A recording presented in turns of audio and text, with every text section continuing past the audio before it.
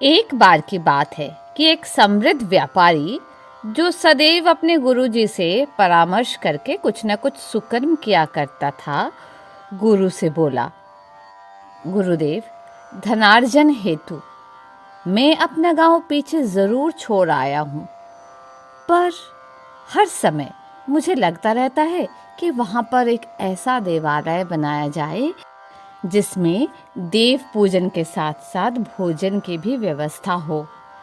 अच्छे संस्कारों से लोगों को सुसंस्कृत किया जाए, अशरण को शरण मिले, वस्त्रहीन का तन ढके, रोगियों को दवा और चिकित्सा मिले, बच्चे अपने धर्म के वास्तविक स्वरूप से अवगत हो सके।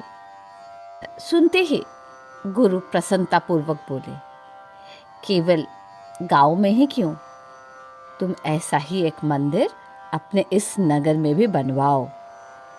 व्यापारी को सुझाव पसंद आया और उसने 2 मंदिर, एक अपने गांव और दूसरे अपने शहर में जहां वो अपने परिवार के साथ रहता था, बनवा दिए।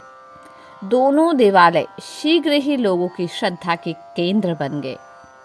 लेकिन कुछ दिन ही बीते थे कि व्यापारी ने देखा कि नगर के लोग गांव के मंदिर में आने लगे हैं, जबकि वहां पहुंचने का रास्ता काफी कठिन है।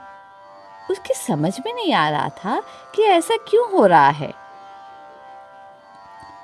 कुछ भारी मन से वो गुरुजी के पास गया और सारा वृत्तांत कह सुनाया। गुरुजी ने कुछ विचार किया और फिर उसे ये परामर्श दिया कि वो गांव के मंदिर के पुजारी को नगर के मंदिर में सेवा के लिए बुला ले। उसने ऐसा ही किया। नगर के पुजारी को गांव और गांव के पुजारी को नगर में सेवा पर नियुक्त कर दिया।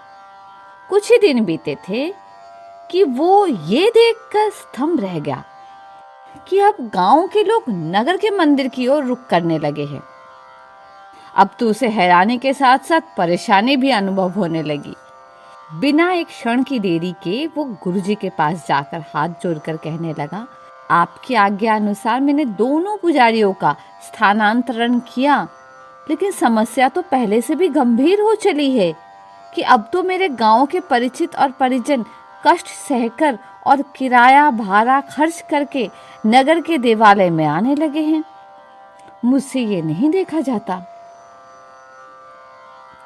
व्यापारी की बात सुनते ही गुरुजी सारी बात समझ गए और बोले, हैरानी और परेशानी छोड़ो। दरअसल जो गांव वाले पुजारी हैं, उनका अच्छा स्वभाव ही है जो लोग उसी देवालय में जाना चाहते हैं जहां वे होते हैं। उनका लोगों से निस्वार्थ प्रेम, उनके दुख से दुखी होना, उनके सुख में प्रसन्न होना, उनसे मित्रता का व्यवहार करना ही लोगों को उनकी ओर आकर्षित करता है और लोग स्वतः ही उनकी ओर खींचे चले जाते हैं। अब सारी बात व्यापारी की समझ में आ चुकी थी।